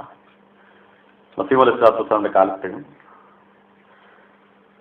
അബ്ദുൽ കരീം സിയാൽക്കോട്ടി റളിയല്ലാഹു തആല അൻഹു മസീഹ് അലൈഹി സ്വലാത്തു വസ്സലാം കുട്ടിയെ അടിക്കുന്നത് കാണാൻ കണ്ട് ഹുസൂർ വെപ്രാളത്തിൽ മസ്ജിദ് മുബാറക്കിൽ അങ്ങോട്ടും ഇങ്ങോട്ടും ഓടി. കണ്ണിൽ നിറച്ച് വെള്ളം ഒഴുകിക്കൊണ്ടിരിക്കുന്നുണ്ട്, പെരും പാറ്റിൽ അങ്ങോട്ടും ഇങ്ങോട്ടും ഓടണം. അപ്പോൾ സഹാബത്ത് വിചാരിച്ച് ഏതെങ്കിലും ശിക്ഷയെക്കുറിച്ചോ മറ്റെന്തെങ്കിലും ഇൽഹാം ഉണ്ടായിട്ടുണ്ടാവും വിചാരിച്ച് സഹാബത്ത് ഇങ്ങനെ കാത്തിരിക്കാൻ ഹുസൂർ അവിടെ ഇരുന്നിട്ട് പറഞ്ഞു, ഈ അടിക്കുന്ന കാണിക്കുന്ന ഈ ഒരു അവസ്ഥയ്ക്ക് ദുആ ചെയ്യുന്നതിൽ ഇവരെന്തുകൊണ്ട് കഷ്ടപ്പെടുന്നില്ല, അതിനവർ സഹിക്കുന്നില്ലല്ലോ. ഈ അടിക്കാനുള്ള ദേഷ്യവും സങ്കടവും ഒക്കെ ആൾക്കുണ്ട്, ദുആ ചെയ്യാൻ ആ സങ്കടം എന്തുകൊണ്ട് ഉപയോഗിക്കുന്നില്ല എന്നാണ് എനിക്ക് തോന്നുന്നത്. അങ്ങനെ എൻ്റെ വടി കൊണ്ട് എൻ്റെ കുട്ടികളെ ശരിയാക്കും എന്ന് പറയുന്നവൻ മുശ്രിക്കാണ്, അവൻ ശിർക്ക് ചെയ്യുന്നവനാണ്. അള്ളാഹ് ശരിയാക്കില്ല, ഞാനും ശരിയാക്കും എന്ന് പറയുന്നവനാണ്. ഞാൻ എൻ്റെ വീട്ടിൽ എൻ്റെ കുട്ടികളെ അടിക്കാറില്ല എന്ന് ഹുസൂർ പറഞ്ഞു. അടിച്ചിട്ടുണ്ട് ഖലീഫത്തുൽ സാനി ഒരിക്കൽ, അതിന് പ്രത്യേക കാരണം ഉണ്ടായിരുന്നു. പക്ഷെ ഞാൻ എൻ്റെ വീട്ടിൽ ആ കുട്ടികളെ അടിക്കാറില്ല എന്ന് ഹുസൂർ പറയുണ്ടായി. അടിക്കേണ്ട ആവശ്യം കുട്ടികൾക്കുണ്ടോയെന്ന് എനിക്കും തോന്നിയിട്ടില്ല. അടിക്കാതെ തന്നെ കുട്ടികളെ ആ വേദന അറിയിക്കാനുള്ള ഏറ്റവും നല്ല വഴികളുണ്ട്. നമ്മളത് വേദനിക്കുന്നു എന്ന് അവർക്ക് വേദനിക്കുന്ന ഒരവസ്ഥ, ഇതാണ് അടി. ഏറ്റവും വലിയ അടി ജീവിതത്തിൽ ഒരിക്കലും വേദന മാറാത്ത അടിയായിരിക്കും അത്. അടി മാറിക്കഴിഞ്ഞാൽ പിന്നെന്തിനാ അടിച്ചെന്നുള്ള അവർക്കറിയില്ല. കുട്ടികൾക്ക് കുറച്ച് പൈസ അവരെ കയ്യിൽ കൊടുക്കണം. പൈസ കൊടുക്കുന്ന കെടുത്തണമെന്നല്ല, അവരുടെ ഒരു സ്വത്തിൻ്റെ ഉടമയാക്കിയിട്ട് അവരങ്ങനെ വെക്കണം. അത് അവർക്ക് നമ്മൾ ചിലവാക്കുന്ന പൈസയിൽ അവരെ കൈ കൊടുക്കുക. എന്നിട്ട് ഇത്ര പൈസ നിന്റെ കയ്യിൽ തന്നിട്ടുണ്ട്, അത് നീ വരവും ചിലവും വെച്ച് കണക്കാക്കിയിട്ട് ചിലവാക്കണം. അത് പോസ്റ്റ് ഓഫീസ് കണക്ക് വെച്ച ഏറ്റവും നല്ലതാണ്. പോസ്റ്റ് ഓഫീസിൽ കണക്കാനിട്ടാലും പൈസ കൊടുക്കുന്ന അവിടെ എഴുതി വെക്കും, ചിലവാക്കുന്നത് എഴുതി വെക്കും. എപ്പോൾ ചെന്ന് നോക്കിയാലും ചിലവാക്കിയതും ബാക്കിയുള്ളതും അവിടെ ഉണ്ടാവും. അത്രയും കയ്യിലുണ്ടാവാൻ പാടുള്ളൂ, അതിൻ്റെ മേലൊന്നും ഉണ്ടാവാൻ പാടില്ല. ഈ 5 വയസ്സൊക്കെ 5 വയസ്സിന് 10 വയസ്സിനൊക്കെ ടിക്കറ്റ് സ്റ്റാമ്പ് വാങ്ങുമ്പോൾ 2 വയസ്സല്ലേ അയാൾ തരില്ല. ഞാൻ വിചാരിച്ചു അയാൾക്ക് വന്ന് 2 വയസ്സ് അതിൽ ഏറെ വെക്കാൻ പാടില്ല, നിങ്ങൾ എടുത്തത് അത് പറ്റില്ല എന്നാണ്. കാരണം അവിടെ ചെക്കിങ് വന്നാൽ അവിടെ 5 വയസ്സൊക്കെ 10 റുപ്പി 25 വയസ്സൊക്കെ സ്റ്റാമ്പ് വെച്ചിട്ടുണ്ടെങ്കിൽ ബാക്കി 25 വയസ്സിന് 30 വയസ്സുണ്ടെങ്കിൽ ഇയാളെ വാങ്ങി പോകും. അപ്പോൾ ആ ഒരു സിസ്റ്റത്തിൽ കുട്ടികളെ കയ്യിലുള്ള സമ്പാദ്യം കൃത്യമായിട്ട് അവരുടെ കയ്യിൽ ഉണ്ടായിരിക്കുക, അതിലെ വരവ് ചെലവ് കണക്ക് വെക്കുക. അപ്പോൾ അവർക്ക് ഒരു കാര്യങ്ങൾ കൈകാര്യം ചെയ്യുന്ന ഒരു സ്വഭാവം അതിലുണ്ടാവും. അത് ആവശ്യമാണ്. ജമാഅത്തിയായിട്ടുള്ള സെക്രട്ടറിമാരും മറ്റൊക്കെ ആവുന്ന ആളുകൾക്ക് ഈ സ്വഭാവം ഇല്ലെങ്കിൽ വളരെയധികം പ്രയാസങ്ങൾ ഉണ്ടാവാറുണ്ട്. ജമാഅത്തിലും അസ്വാരസ്യങ്ങൾ സൃഷ്ടിക്കാറുണ്ട്. അതിൽ ആവശ്യത്തിന് ചിലവാക്കുന്ന സ്വഭാവം ഉണ്ടാവും. അതിന് ഹുസൂർ പറഞ്ഞത് ഇതിന്ന് ചെയ്യാൻ സദക്ക കൊടുക്കുന്ന സ്വഭാവം ഉണ്ടാക്കുക. കുട്ടികൾ സ്വന്തം പൈസയിൽ കുറച്ച് സദക്ക കൊടുക്കുന്ന സ്വഭാവം, ഇത് അവർക്ക് ദാനം കൊടുക്കണം എന്ന് പറഞ്ഞിട്ട്. മറ്റൊന്ന് ആവശ്യത്തിനനുസരിച്ച് ചെലവാക്കുന്ന സ്വഭാവം അതുകൊണ്ടുണ്ടാവും. അനാവശ്യമായിട്ട് ചിലവാക്കുന്ന സ്വഭാവം ഇല്ലാതാവും. പിന്നെ അത് വേറെ ഒന്നിനും ഉപയോഗിക്കാനുള്ളത് സ്വന്തം കുടുംബ ബന്ധങ്ങൾ, രക്തബന്ധങ്ങളുണ്ട്, അവർക്ക് ഉപകാരം ചെയ്യുന്നതിന് വേണ്ടിയിട്ട് ചെയ്യണം. അപ്പൊ അതിന് ചെയ്യാവുന്ന ചെറിയ ചെറിയ കാര്യങ്ങളുണ്ട്. ഒരു കളിപ്പാട്ടം വാങ്ങി, അപ്പൊ അതിൽ ഇപ്പോൾ 3 പൈസ വിട്ടുകയിലുണ്ട്, 3 പൈസയിൽ 3 ദീനാറുണ്ടെന്ന് ഇരിക്കട്ടെ. അതിൽ 1 ദീനാറിന് സദഖ കൊടുക്കാൻ പറയും. 1 ദീനാറിന് സാധനം വാങ്ങിയിട്ട് നിങ്ങളും കുട്ടികളൊക്കെ പഴയിരുന്നിട്ട് ഒന്നിച്ച് പിന്നെ വിതരണം ചെയ്ത് പരസ്പരം സഹകരിച്ച് ഭക്ഷണം കഴിക്കുന്ന സാധനത്ത് അത് കഴിക്കാൻ പറയും, ടോസ് വാങ്ങിയിട്ട് കഴിപ്പിക്കാൻ പറയും. മറ്റൊരു ദീനാർ എടുത്തിട്ട് ഒരു കളിപ്പാട്ടം വാങ്ങിയിട്ട് നമ്മളെ കുടുംബത്തിലുള്ള എന്നെ കുട്ടിക്ക് നീ കൊടുക്കുന്നു. ഇങ്ങനെ കുടുംബ ബന്ധം പുലർത്തുന്ന സ്വഭാവവും സദഖ മറ്റുള്ളവരുടെ പിന്നെ സുഖദുഃഖങ്ങളിൽ ഏർപ്പെടുന്ന സ്വഭാവവും പരസ്പരം നമുക്ക് ഉപയോഗിക്കാനുള്ളതാണ് നമ്മുടെ സ്വത്തെന്നുള്ള സ്വഭാവം ഈ കുട്ടിയിൽ വളർത്താൻ കഴിയും. അത് അന്ന് ഹുസൂർ പറഞ്ഞ 3 പൈസയാണ് ഞാൻ ദീനാറാക്കി മാത്രം മാറ്റിയെന്ന് മാത്രമേ ഉള്ളൂ, പെട്ടെന്ന് പൈസ കൊണ്ട് കളിക്കേണ്ടെന്ന് വിചാരിച്ചിട്ട്. അപ്പോൾ ആ ഒരു വിധത്തിലുള്ള ഒരു സ്വഭാവം കുട്ടികളുടെ ഈ പൈസ കൊണ്ട് അവരെ കൊണ്ട് പൈസ കൂട്ടിവെക്കലല്ല. അത് കണ്ടിട്ടുണ്ട് ചില കുട്ടികൾ പൈസമ്മ തൊടില്ല, അവരെ പൈസമ്മ തൊടില്ല, അങ്ങനെ കൂട്ടി വെച്ചിട്ട് അതെന്തിനാന്ന് വെച്ചാൽ അവർക്കും അറിയില്ല. വലുതായി കഴിഞ്ഞാൽ ഈ പൈസക്ക് വില ഉണ്ടാവില്ല. കാരണം 8 4 ആണ് എടുത്ത് വെക്കുന്നത്. പിന്നെ വീട്ടിലുള്ള കുട്ടികൾ 2 3 കുട്ടികളുണ്ട്, അവരുടെ ഒരു മുസ്തരിക്കമാണ്, കൂട്ടായ ഒരു സ്വത്ത് അവർക്കുണ്ടാവും. അതെല്ലാവരും പാടെ കൂടിയിട്ട് ഇപ്പോൾ പന്ത് വാങ്ങിയിട്ട് എല്ലാവർക്കും പാടെ കൂടെ, അതല്ലെങ്കിൽ പിന്നെ വേറെ എന്തെങ്കിലും സാധനമായിട്ട് ഇതെല്ലാവരും കൂടെ, അങ്ങനെ പിന്നെ കൂട്ട് സ്വത്ത് കുട്ടികളിൽ ഉണ്ടായിരിക്കണം. മറ്റൊന്ന് അതുകൊണ്ട് പിന്നെ സാമൂഹികമായിട്ടുള്ള സ്വത്തുകൾ നശിപ്പിക്കുന്നത്. ഇപ്പൊ ജമാഅത്തിന്റെ ഒരു സാധനം കൊടുത്താൽ അത് എവിടെയും ഇട്ടുപോകില്ല. ജമാഅത്തിന്റെയാണ് അത് അവിടെ കിടന്നോട്ടെ എന്ന് വിചാരിക്കൂല. അത് സമൂഹത്തിന്റെ സ്വത്ത് സംരക്ഷിക്കേണ്ടതാണെന്നുള്ളൊരു ഓർമ്മ ഉണ്ടാവും. അതില് ഖലീഫത്തുൽ മസീഹ് ഹാമിസ് ഒരിക്കൽ പറഞ്ഞു, നിങ്ങൾ ടിഷ്യൂ പേപ്പർ ജമാഅത്തിനെയാണ് ഉപയോഗിക്കുന്നതെങ്കിൽ സ്വന്തം അങ്ങനെ ചെയ്യേണ്ടത്. അതൊരിക്കലും തുടച്ചിട്ട് പിന്നെ കുറച്ച് സ്ഥലം ഉണ്ടെങ്കിൽ തുടക്കാതെ വലിച്ചെറിയേണ്ട സാധനം വലിച്ചെറിഞ്ഞോളാം. പക്ഷെ അതുപോലെ നിങ്ങൾ അനാവശ്യമായിട്ട് ഉപയോഗിക്കുന്ന ഒരു സ്വഭാവം നിങ്ങൾ ഉണ്ടാവരുത് എന്ന് ഖലീഫത്തുൽ മസീഹ് ഹാമിസ് ഒരിക്കൽ പറയുന്നുണ്ടായിരുന്നു. വെള്ളം ഒതു ചെയ്യുമ്പോൾ വെള്ളം തിരിക്കുമ്പോൾ കംപ്ലീറ്റ് പൈപ്പ് തിരിച്ചിരുന്നിട്ട് ഒന്നുണ്ടാക്കി വരാം. പക്ഷെ അങ്ങനെയല്ല, ഇത് ജമാഅത്തിന്റെ ആണ് എന്ന നിലയിൽ അത് നമുക്ക് ആവശ്യമുള്ള അത്ര തിരിച്ചു വെച്ച് ബാക്കിയുള്ളത് പൂട്ടിയിട്ട് ഒതു ചെയ്യുന്ന സ്വഭാവം. അങ്ങനെ ജമാഅത്തിന്റെ സ്വത്ത്, പ്രത്യേകിച്ച് വഹദദാർ പിന്നെ ജമാഅത്തിന്റെ ഭാരവാഹികൾ ഒരു പെന്നാണെങ്കിലും വാങ്ങിയാൽ അത് ഒരു 10 പെന്ന് വാങ്ങിയിട്ട് അവിടെ ഇട്ട് പോകലല്ല, അതിനെ സൂക്ഷിച്ചിട്ട് ജമാഅത്തിന് ആവശ്യമുള്ള സമയത്ത് ഉപയോഗിക്കുക. പേപ്പറാണെങ്കിൽ അങ്ങനെ ഉപയോഗിക്കുക. ഖലീഫത്തുൽ മസീഹ് സാലിസൊരിക്കൽ ഞങ്ങൾക്ക് മദ്രസ മദിയിലേക്ക് ഒരു നിർദ്ദേശം അയച്ചിരുന്നു റബു എന്ന്. അവിടെ നിന്ന് എഴുതുന്ന കുട്ടികളൊക്കെ ഫുൾ സ്കേപ്പ് പേപ്പർ എടുത്തിട്ട് പകുതി എഴുതിയിട്ട് വിടുകയാണ്, പേപ്പർ നഷ്ടപ്പെടുത്താണ് എന്ന് പറഞ്ഞു. എന്നിട്ട് ഹുസൂർ പറഞ്ഞു, പേപ്പർ അടിയിൽ വരുന്നത് ബാക്കിയുണ്ടെങ്കിൽ അത് കട്ട് ചെയ്തിട്ട് ഞാൻ അവിടെ ഉപയോഗിക്കാറുണ്ട് ആളോട് പറഞ്ഞിട്ട്. കാരണം അങ്ങനെ വേസ്റ്റ് സ്വഭാവം ജമാഅത്തിന്റെ വലിയ ഉത്തരവാദിത്തം വഹിക്കുന്ന മുബല്ലിങ്ങളാകാൻ പോകുന്ന ആളുകൾക്ക് വേസ്റ്റ് ചെയ്യുന്ന സ്വഭാവം ഉണ്ടാക്കരുത്. എത്രയാണോ ആവശ്യം അത്ര പേപ്പർ ഉപയോഗിച്ച് കത്ത് എഴുതാൻ പറയണം. ഇത് പിന്നെ അതിന് ശേഷം നമ്മൾ പേപ്പർ മുറിച്ചിട്ടാണ് കത്ത് എഴുതാറുണ്ടായത്.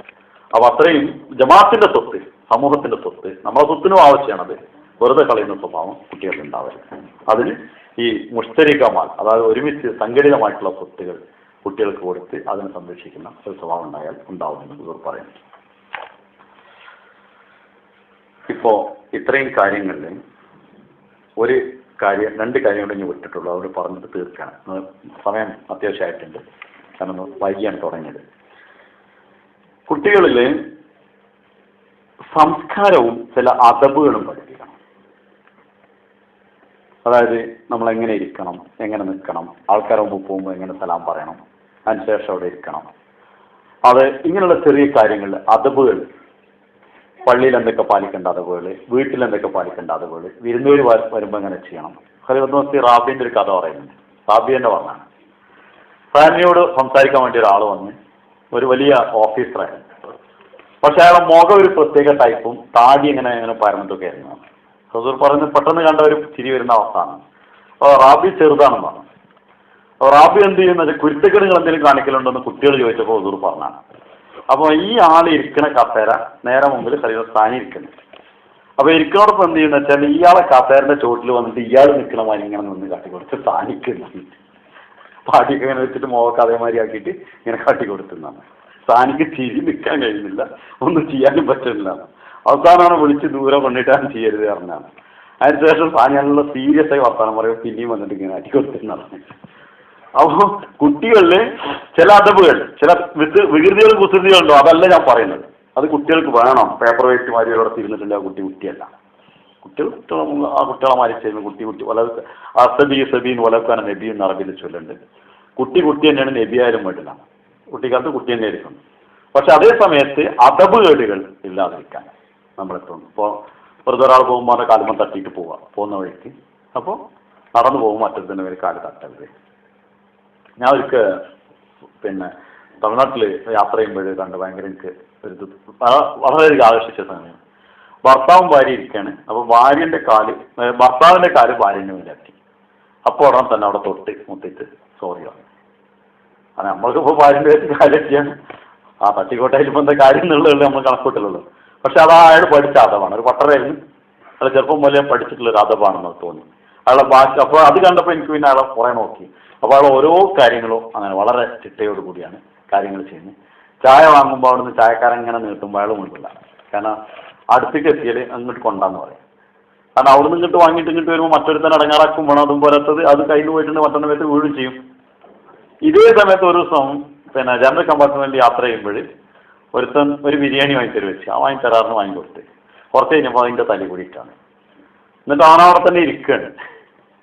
അവൻ താഴത്തേക്ക് ഇറങ്ങണമൊന്നുമില്ല, ബിരിയാണി നോക്കി ഇങ്ങനെ കുത്തിരിക്കുകയാണ്. അപ്പോൾ അവൻ്റെ കയ്യിൽ നിന്ന് താഴത്തേക്ക് വീണു. അവൻ വീണ് ഇപ്പം എന്താ കാട്ടുന്നു, എൻ്റെ തലേക്ക് വീണ് പ്രശ്നമൊന്നുമില്ല, അതവൻ്റെ പ്രശ്നമില്ല. അപ്പോൾ വേറൊരു ചെങ്ങയും നീച്ചിട്ടോൻ്റെ ആളെ കുറിച്ച് എടാ വീണിട്ട് എനിക്കൊരു അളക്കം കൂടിയില്ലേ, മനുഷ്യൻ്റെ മേത്തേക്ക് ഇത് കോരിയിട്ടിട്ട് ഉണ്ടായിരിക്കണം എന്ന് പറഞ്ഞിട്ട്. അപ്പോൾ ഞാൻ ആളെ പിടിച്ച് ഞാൻ പറഞ്ഞു ഓനപ്പം നമ്മളിളക്കിയിട്ട് കാര്യമില്ല, അവൻ്റെ വാപ്പിമയോനെ ചെറുപ്പത്തിൽ ഇളക്കാത്ത നമ്മളിപ്പോൾ എന്താ ഇളക്കുന്നത് എന്ന് പറഞ്ഞപ്പോൾ എല്ലാവരും ഉണ്ടായിരുന്നു. കുറച്ചേരം എല്ലാവരും നിശബ്ദമായി. അതിൽ വേറൊരാളപ്പം തുണിയൊക്കെ തന്ന് ഞാൻ എന്താ കാര്യമാണ് തുടച്ചെടുത്തത്. അപ്പോൾ അത് അതബ് നമ്മൾ യാത്ര ചെയ്യുമ്പോൾ ചിലരൊക്കെ ബസ്സിൽ കയറിയാൽ ഉടനെ തന്നെ ഒരു ബാഗ് എടുത്തിട്ട് സീറ്റിൽ വെക്കും. എന്തിനാണ് വേറെ ആരും അവിടെ ഇരിക്കരുത്.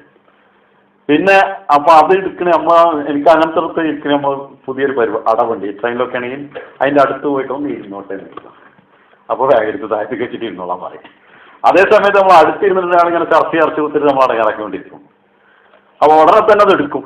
അത് പോയിട്ട് ചോദിച്ചാൽ ഒന്ന് ഇരുന്നോട്ടെ എന്ന് വെച്ചാൽ പിന്നെ ഒന്നും ചെയ്യാൻ പറ്റില്ല. അപ്പോൾ ഭയങ്കര അത് പോയിട്ടുണ്ട്. ഇതേപോലെ മറ്റുള്ളവർക്ക് ഇടങ്ങേറുണ്ടാക്കുന്ന വിധത്തിൽ കുട്ടികൾ നടക്കാതിരിക്കാൻ ഏറ്റവും ചുരുങ്ങിയ നിലയിൽ മറ്റുള്ളവർക്ക് നമ്മൾ ശല്യം ഉണ്ടാക്കാൻ പാടും. അത് ബസ് യാത്രയിലും അത് സാധാരണ യാത്രയിലും ഒക്കെ ഉള്ള ഒന്നാണ്. നടക്കുമ്പോൾ റോഡിൽ നടക്കുമ്പോഴും പള്ളിയിൽ വരുമ്പോഴും ഒരു ഒതു ചെയ്യാൻ കയറുമ്പോഴും അവിടെ നിന്ന് ഇറങ്ങി വരുമ്പോഴും ഒക്കെ ഇത് ഓരോന്ന് ചെറുതായിട്ട് കുട്ടികൾക്ക് പറഞ്ഞു കൊടുക്കണം. അത് വേറെ ആരും ഒന്നും പറഞ്ഞു കൊടുക്കില്ല, നമ്മൾ തന്നെ പറഞ്ഞു കൊടുക്കാം കുട്ടികൾക്ക്. അത് കാര്യം വേറെ ആരും പറഞ്ഞു കൊടുക്കാൻ വേണ്ടിയിട്ട്. അപ്പോൾ അതുകൊണ്ട് അത് വളരെ സൂക്ഷിക്കേണ്ട ഒരു സംഗതിയാണ്. മറ്റൊന്ന് ചില നിയമങ്ങൾ ഉണ്ട്. ഇപ്പം പള്ളിയിൽ ഓടാൻ പാടുണ്ടോ ഇല്ലേ, അത് നിയമങ്ങളാണ്. അത് പിന്നെ ഇത് അതവല്ല, നിയമങ്ങളാണ്. അതിനെക്കുറിച്ച് നമ്മൾ കുട്ടികൾക്ക് പറഞ്ഞു കൊടുത്ത്, അല്ലെങ്കിൽ എന്താണ് ഇപ്പോൾ വേറൊരാൾ പറയുമ്പോൾ അവരോട് ദേഷ്യം ഉണ്ടാവും, നല്ല കാര്യം ഉണ്ടാവില്ല. ഉമ്മയും ബാപ്പയെ പറഞ്ഞു കൊടുക്കുമ്പോൾ കൃത്യമായിട്ട് അവർക്ക് അത് മനസ്സിലാക്കാൻ കഴിയും. ഞാനത് ചെയ്യൂല. ഇനി ഒരു പ്രധാന കാര്യം പറഞ്ഞു നിർത്താൻ, കുട്ടികൾ വർദ്ധിഷ് അഥവാ വ്യായാമം ചെയ്യാത്ത കുട്ടികളുണ്ടാവും. ഇപ്പോൾ കുറച്ചു നേരം നമ്മൾ കുട്ടികൾ ഇരുന്നിട്ടുണ്ടെങ്കിൽ കാല് കടയിന് ആദ്യ കടയിന് എന്ന് പറഞ്ഞാൽ കൈയും കാലം നീട്ടി കടക്കലാണ്. അത് വ്യായാമം ചെയ്യാത്തുള്ള കുഴപ്പമാണ്. ചെറുപ്പത്തിൽ ഖലീഫത്ത് മസീഹ് സാനി പറഞ്ഞ ഒരിക്കൽ റുയയിൽ ഞാൻ കാണാണ്.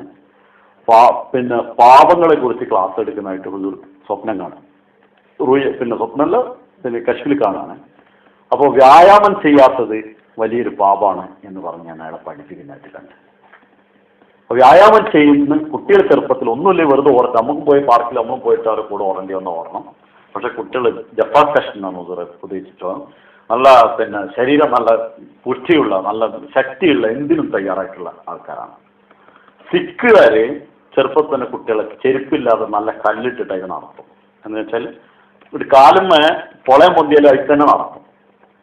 അതവരെ കുട്ടികളെ ഇതാക്കാൻ വേണ്ടി. അതേപോലെ കൊണ്ടുപോയിട്ട് മല കയറ്റും. വെറുതെ ഉയർന്ന സ്ഥലങ്ങൾ, മല കുന്നുള്ള സ്ഥലങ്ങളിൽ ചെറിയ കുട്ടികളെ കയറി പോകാൻ പറയും. അവനെ ഒരു ശരീരത്തിന് എന്ത് ചെയ്യാൻ പറ്റിയ ഒരു കണ്ടീഷനിൽ കുട്ടികളെ വളർത്തണം. അല്ലാതെ ഷോക്കേസിൽ വെച്ച ടോയ്സും കുട്ടിയും കൂടി താഴത്ത് കുട്ടിയും മേലെ ടോയ്സ് ഇരിക്കണം രണ്ടുപേരുമായി തോന്നുന്ന വിധത്തിൽ കുട്ടികളെ വളർത്താൻ പാടില്ല. ഇത് ഭൗതികമായിട്ടുള്ള നേതൃത്വം വഹിക്കുന്ന ആൾക്കാർ ഒരിക്കലും, ഒരു സമൂഹത്തിന്റെ നേതൃത്വം മറ്റും വഹിക്കുന്ന ആൾക്കാർ ഒരിക്കലും അങ്ങനത്തെവരല്ലാതിരിക്കാൻ പാടില്ല. കാരണം ഓന് വയറും തൊക്കെ തൂങ്ങി മനുഷ്യന്റെ വായി നടക്കാനും പറ്റില്ല. സമൂഹം ഒക്കെ അതിന്റെ പിന്നാലെ നടക്കേണ്ടി വരും. അപ്പൊ അതിന് കുട്ടികൾ, പ്രത്യേകിച്ച് നേതൃത്വത്തിൽ വരിക്കുന്ന ആളുകൾ അവരുടെ വ്യായാമമായിട്ട് ശരീരം ശ്രദ്ധിക്കേണ്ടത് അനിവാര്യമാണെന്ന് മാത്രമല്ല ചെയ്തിട്ടില്ലേ പാപമാണ് എന്നുകൂടി ഖലീഫത്തുൽ മസീഹ് അതിന് അള്ളാഹുവിനോട് കുറ്റം പറയാൻ ബോധിപ്പിക്കേണ്ടി വരും എന്നുകൂടി ഖലീഫത്തുൽ മസീഹ് സാനി പറഞ്ഞിട്ടുണ്ട്. അപ്പോൾ അതും കുട്ടികളുടെ കാര്യത്തിൽ ഉണ്ടാകേണ്ടതാണ്. ഇനി ഈ പറഞ്ഞ ഇപ്പൊ ഇതുവരെ ഞാൻ പറഞ്ഞത് 25 കാര്യങ്ങളായിരുന്നു. അത് മുഴുവൻ പാലിച്ചാൽ ഒരു കുട്ടിയിൽ ഉണ്ടാകാവുന്ന ഗുണങ്ങളെ കുറിച്ച് ഖലീഫത്തുൽ മസീഹ് പറഞ്ഞത് ഒറ്റ വാക്കിലെടുത്ത് പറയാണ്. അഖ്ലാഖിൽ ഈ കുട്ടികൾ വ്യക്തിപരമായി നല്ല സ്വഭാവക്കാരായിരിക്കും. അവരിൽ റൂഹാനിയത്ത്, ഞാൻ നേരത്തെ അഖ്ലാഖും റൂഹാനിയത്തും വേറെ രണ്ട് കാര്യങ്ങൾ എങ്ങനെയാണെന്ന് പറഞ്ഞാൽ, അള്ളാഹുമായിട്ട് ബന്ധപ്പെട്ട സ്വഭാവത്തെ റുഹാനിയത്ത് എന്നും വ്യക്തിഗതമായിട്ട് മനുഷ്യരുമായി ബന്ധപ്പെട്ടതിനെ അഖ്ലാഖ് സ്വഭാവം എന്നും പറയും. ഇത് രണ്ടും കൂടി ചേർന്നിട്ട് ഒരാളുണ്ടെങ്കിൽ അയാൾക്ക് ദീനുണ്ടെന്ന് പറയും. ഈ നേരത്തെ പറഞ്ഞ 25 കാര്യങ്ങളെ പൂർണ്ണമായിട്ടും പാലിച്ച് ഒരാൾ കൊണ്ട് നടന്നാൽ ആ കുട്ടിയിൽ ഉണ്ടാകാവുന്ന മാറ്റത്തെക്കുറിച്ച് ഖലീഫത്തുൽ മസീഹ് സാനി പറയാണ്, അതിൽ റുഹാനിയത്തും അഖ്ലാഖുമുള്ള കുട്ടിയായിരിക്കും. രണ്ടാമത്തത് അതിലുണ്ടാകുന്നത് അവന് മറ്റുള്ളവരെ കൂടി ആ വിധത്തിൽ ആക്കാനുള്ള ശക്തി ഉണ്ടാവും. അത് മാത്രമല്ല, ചില ആൾക്കാരുണ്ട് സ്വന്തം നന്നാവും, പക്ഷെ വേറെ തൻ്റെ കൂടെ നിൽക്കുന്ന ആൾക്കാരെ കൂടെ അങ്ങനെ ആക്കിയെടുക്കാനുള്ള ശക്തി, അതാണ് ഏറ്റവും അത്യാവശ്യമുള്ളത്. അങ്ങനെ ആക്കിയെടുക്കാനുള്ള ശക്തി ഉണ്ടാവും. മൂന്നാമത് നിയമങ്ങളനുസരിച്ച് ജീവിക്കുന്ന, ചിട്ടയോടുകൂടി ജീവിക്കുന്ന സ്വഭാവം ഉണ്ടാവും. നാലാമത്തേത് അള്ളാഹുവിനോട് അങ്ങേയറ്റത്തെ സ്നേഹം വെച്ച് പുലർത്തി അള്ളാഹുവിൻ്റെ മഹത്വത്തെ എപ്പോഴും അംഗീകരിച്ച് ജീവിക്കുന്ന ഒരാളായി മാറും. ഈ സ്വഭാവത്തിന് അതിനെ അളക്കാനുള്ള ഒരു അളവ് പോലോട് ഒരു നാലിനും വെച്ചിരിക്കുന്നു. ആദ്യത്തെ സ്വഭാവം റുഹാനിയത്തും അഖ്ലാഖുള്ള ആളെ കുറിച്ചിട്ട് പറഞ്ഞത്, കുട്ടികൾ വലുതായി വരുന്നതനുസരിച്ച് ശരീഅത്തിന്റെ കൽപ്പനകളെ ലഫ്ളൻ അമലൻ അഖീദത്തൻ പാബന്ദിക്കൽ, അതായത് അതിൻ്റെ വാക്കുകൾ എന്ന നിലയിലും കർമ്മം എന്ന നിലയിലും ഒരു വികാര വായ്പോടുകൂടിയും ആ നിയമങ്ങളെ കണിശമായി പാലിക്കുന്നവനായിരിക്കും. അവരിൽ എന്തൊരു കാര്യത്തിനും ഉള്ള വിൽ പവർ, അത് ചെയ്യും, ചെയ്യാതെ ഞാൻ ഒരിക്കലും ഒഴിവാക്കൂല എന്നുള്ള ഒരു ശക്തിയായ തീരുമാനമെടുത്താൽ അത് മുമ്പോട്ട് കൊണ്ടുപോകുന്ന സ്വഭാവം ഉണ്ടായിരിക്കും. പിന്നീട് വരാനുള്ള ഫിത്നകളെ അവർ നേരത്തെ കണ്ടറിയും. അവരൊരു പണിയെടുത്ത് പോകുമ്പോൾ എൻ്റെ മുമ്പിൽ വരാനുള്ള ഫിത്നകൾ ഇന്നതാണെന്ന് എന്ന് അവർക്ക് തിരിച്ചറിയാനുള്ള കഴിവുണ്ടാവും. ഈ കാര്യങ്ങളൊക്കെ ചെയ്തു വന്നാൽ ഉണ്ടാകുന്ന ഗുണം. മൂന്നാമത്തത് അവരിലുണ്ടാകുന്നത്, തൻ്റെ ജീവിതത്തിൽ തനിക്കാവശ്യമായ കാര്യങ്ങളെക്കുറിച്ച് അവൻ സ്വയം നോക്കുന്ന ഒരവസ്ഥ ഉണ്ടാവും. തൻ്റെ ജീവിതത്തിലുള്ള തനിക്ക് എന്തൊക്കെ ആവശ്യമുണ്ട്, വീട് വേണോ, കുടുംബം വേണോ, മറ്റു വേണോ, മറിച്ച് വേണോ, ആ കാര്യങ്ങളെ കുറിച്ച് വേറൊരാൾ പിന്നാലെ പോയിട്ട് കൂടേണ്ട ആവശ്യം വരില്ല. അവനെ ആ കാര്യങ്ങൾ സ്വന്തം കൈകാര്യം ചെയ്യുന്ന ഒരു സ്വഭാവം ഉണ്ടാവും. നാലാമത്തേത് അവൻ്റെ സ്വത്തിനെയും അവൻ്റെ കയ്യിലുള്ള സമ്പാദ്യത്തെയും അവനൊരിക്കലും നഷ്ടപ്പെടുത്താതെ ഉപയോഗത്തിൽ മാത്രം അത് ഉപയോഗപ്പെടുത്തുന്ന സ്വഭാവം അവൻ്റെ ഉണ്ടായിത്തീരുന്നു. നേരത്തെ നമ്മൾ പറഞ്ഞ കാര്യങ്ങൾ ചെയ്താൽ ഫസ്റ്റ് അവനുണ്ടാകുന്ന റൂഹാനിയത്തും അഖ്ലാഖും രണ്ടും കൂടി ചേർന്ന ദീനുള്ള ഒരു വ്യക്തിയിൽ നിന്ന് പ്രതീക്ഷിക്കാവുന്ന ഗുണമാണ് ഈ പറഞ്ഞത് എൻ്റെ അളവ് പോലെ. രണ്ടാമത്തത് അവനെ സ്വന്തം മറ്റുള്ളവരെ കൂടി അങ്ങനെ ആക്കുന്ന ആളായിരിക്കും എന്ന് പറഞ്ഞല്ലോ. ആ ഗുണമുള്ള ആളുടെ അളവ് പോലെ ഇങ്ങനെയാണ്, അയാളുടെ സൽസ്വഭാവത്തിൽ ഏറ്റവും ഉത്തമമായ മാതൃകയായിരിക്കും അയാൾ. അയാൾ ഒരിക്കലും ഒരു മോശമായിട്ടുള്ള മാതൃകകൾ കാണിക്കുകയില്ല. മറ്റുള്ളവരുടെ തെർബിയത്തും തബ്ലീഗും അയാളുടെ ജീവിതത്തിൻ്റെ ഒരു ഭാഗമായിരിക്കും. തൻ്റെ കൂടെയുള്ള ആൾക്കാരെ ഏതു നേരം ശിക്ഷണപരമായിട്ട് മറ്റൊരു ചൊറയുന്ന പരിപാടിയല്ല, നന്നാക്കാൻ വേണ്ടി ആത്മാർത്ഥമായിട്ട് ആളുകളുടെ കൂടെ നിൽക്കുകയും താൻ ഉൾക്കൊണ്ടിട്ടുള്ള ആശയത്തെ മറ്റുള്ളവരിലേക്ക് എത്തിക്കുന്ന സ്വഭാവം അയാളുടെ ഒരു സ്വഭാവമായി മാറിയിട്ടുണ്ടാവും. അത് നേരത്തെ സ്വല്പം പോലും മാറി നിൽക്കാൻ പറ്റാത്തൊരവസ്ഥ. മൂന്നാമത് അയാളുണ്ടാകുന്ന ഒരു മാറ്റം, അയാൾക്ക് കിട്ടാവുന്ന നന്മയുടെ ഒരു ഭാഗം അയാൾ നഷ്ടപ്പെടുത്തില്ല. കിട്ടുന്ന ചാൻസുകളൊന്നും തന്നെ അപ്പോൾ ഒരാളെ സെക്രട്ടറിയാക്കി എനിക്ക് കഴിയില്ല എന്ന് പറയാ, ഒരു ചാൻസ് കിട്ടിയാൽ ആ ചാൻസ് ഒരിക്കലും നഷ്ടപ്പെടുത്താത്ത വിധത്തിൽ അതിനെ പൂർണ്ണമായിട്ടും ഉപയോഗിക്കുന്ന സ്വഭാവം ഉണ്ടാവും. അത്തരം ആളുകൾ പ്രത്യേകിച്ച് ജമാഅത്തിന്റെ ഭാരവാഹിത്വം കൂടി വഹിക്കുന്നവരാണെങ്കിൽ അത് അങ്ങനത്തെ ആൾക്കാരല്ലെങ്കിൽ ജമാഅത്തിനും കൂടെ നഷ്ടമുണ്ടാക്കാറുണ്ട് എന്നും താൻ അത്തരത്തിൽ അനുബന്ധമായി കൂട്ടിച്ചേർക്കുന്നു. മൂന്നാമത്തേത് നിയമങ്ങൾ കണിശമായി പാലിക്കുന്നവരായിരിക്കും. ലാഹോറിൽ ഒരിക്കൽ ലാഹോറിൽ നിന്ന് റബുവിലേക്കുള്ള യാത്രയിൽ പെട്ടെന്ന് വണ്ടി വന്ന് എല്ലാവരും കയറിപ്പോയി. വണ്ടിക്ക് ടിക്കറ്റ് എടുക്കാനുള്ള ക്യൂ കാരണം ജലസയുടെ സമയമായിട്ടുണ്ട്. പിന്നെ വണ്ടിയില്ല, അവിടുന്ന് ക്യൂ കാരണം ടിക്കറ്റ് ഇല്ലാതെ എല്ലാവരും യാത്ര ചെയ്തു. ഖലീഫത്ത് മസീഹ് സാനി വിവരം അറിഞ്ഞു പറഞ്ഞു എല്ലാവരും പോയിട്ട് അവിടെ നിന്ന് ഇങ്ങോട്ടുള്ള ടിക്കറ്റ് എടുത്തിട്ട് കീറിക്കളയാൻ പറഞ്ഞു. കാരണം നിയമം പാലിക്കാൻ നിങ്ങൾ ബാധ്യസ്ഥരാണ്. ഇപ്പം നമ്മളോടൊപ്പം ചില ആൾക്കാർ പറയും പാസ്പോർട്ട് ഇല്ലെങ്കിലും പറഞ്ഞ പ്രശ്നമൊന്നുമില്ല, അവൻ പിടിക്കൊന്നുമില്ല. അത് ഖലീഫത്ത് മസീദിന്റെ മുമ്പിൽ വെക്കാൻ പറ്റില്ല. നിയമം പാലിക്കാതെ പിടിക്കപ്പെട്ടാൽ അത് പാലിക്കുന്നുണ്ടോ ഇല്ലെന്നല്ല, നമ്മൾ സമൂഹത്തിൽ വന്നാൽ ആ സമൂഹത്തിന് നമ്മൾ പണി ഉണ്ടാക്കി കൊടുക്കാൻ പാടില്ല. നിയമം നമ്മൾ പാലിച്ചിരിക്കണം. നാട്ടിന്റെ നിയമമാണെങ്കിലും സമൂഹത്തിന്റെ നിയമമാണെങ്കിലും അത് പാലിക്കാൻ നമ്മൾ ബാധ്യസ്ഥരാണ്. അത് ഇപ്പോൾ വണ്ടി ഓട്ടുമ്പോൾ ഡിമ്മും ബ്രേക്കും നമ്മുടെ നാട്ടിൽ, ഇവിടെ പിന്നെ ലൈറ്റ് മേലെ അതിനെക്കാണ് ശക്തിയുള്ളതൊന്നും ലൈറ്റിന്റെ പ്രശ്നമല്ല. നമ്മുടെ നാട്ടിൽ എപ്പോഴുള്ള ഡിമ്മും ബ്രേക്കും പ്രശ്നമാണ്. ചില ആൾക്കാർ ബ്രൈറ്റില് ഓട്ടുള്ളൂ, മുമ്പിൽ വണ്ടി വന്നാലും ഡിം അടിക്കില്ല. അതെന്താ വെച്ചാൽ അത് സ്വഭാവത്തിലുള്ളതാണ്, അല്ലാതെ ഓന്റെ വണ്ടി പോയി ലൈറ്റ് ഉണ്ടായിട്ടൊന്നുമല്ല. അത് സ്വഭാവം. ചിലവർ വേറൊരു ഹലോജൻ ലൈറ്റ് കൂടി മുമ്പിൽ ഫിറ്റ് ചെയ്തിട്ടുണ്ടാവും. മറ്റവന്റെ കണ്ണ് തീരെ കാണരുത്, ആളെ കണ്ട ഓർമ്മ ചെയ്യാന്ന് വെച്ചിട്ട് അതുകൊണ്ട് കത്തിച്ചോളൂ. എന്നമാതിരി ഓൺ ഉണ്ടാവും ചിലത്, പിന്നെ ലോറിയുടെ ഓൺ മോട്ടോർ സൈക്കിളും വെച്ചിട്ടുണ്ടാവും. എന്നിട്ട് അഥവാ പിന്നിൽ വന്ന് അടിച്ചിട്ട് ബാൻ വെച്ചിട്ട് ഒരു സൈഡിൽ മുടക്കും, കാരണം മോട്ടോർ സൈക്കിൾ സുഖിച്ച് പോകുന്നുണ്ടാവും. കണ്ണാടി നോക്കാതെ, കണ്ണാടി നോക്കണം നേരം കിട്ടില്ല, അമ്മ ഓൺ അടിക്കും.